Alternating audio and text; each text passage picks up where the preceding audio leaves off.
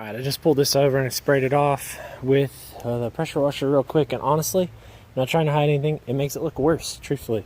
So for instance, none of this was here until I pressure washed it, and you can see where it pulled even some of the fresh paint off. The reason that's like that is this has been trimmed and then tucked up with a hammer. There's a gas tank skid plate, IROCs that are decent tread, they're not great. Rock sliders, all surface rust.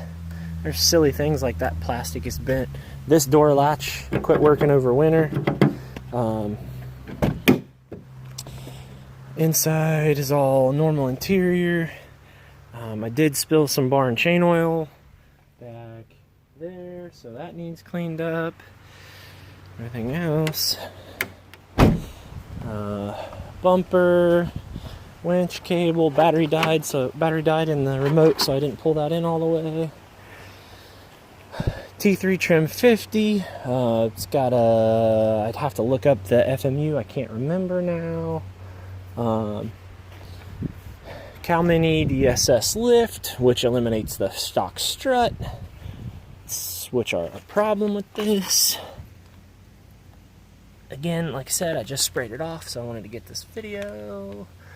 Surface rust, it's all surface rust. I'm trying to look at it subjectively. I do not think that it has any honest... That's all surface.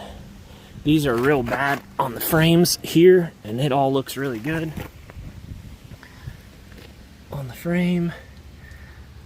I did not put these rock sliders on. They were on it when I got it. Actually, I've done nothing to this but drive it.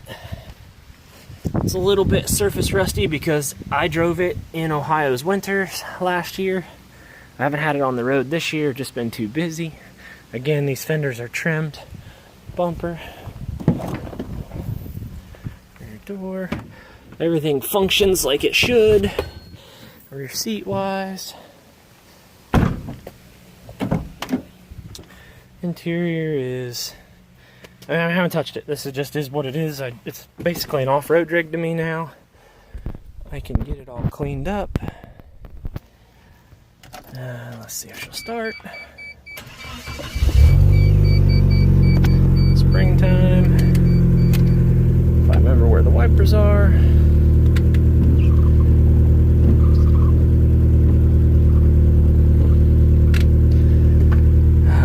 It's the 3-speed automatic. The way this is set up is it has the 4-2-4-1 transfer case gears, and then it also has the detent ball pulled from the transfer case, so you can actually get a true too low. It needs some front end alignment work. This window's also messed up. So one of the things I haven't done yet is go over the front end. I just drive it off-road. It's got a little shimmy in it going down the road. This was all on it when I got it.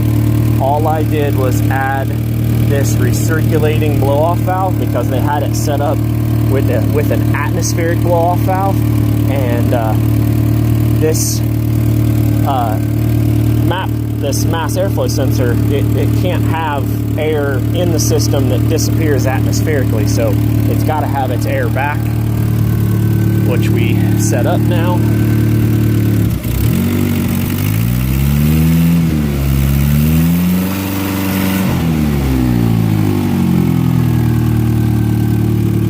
Little vacuum leak.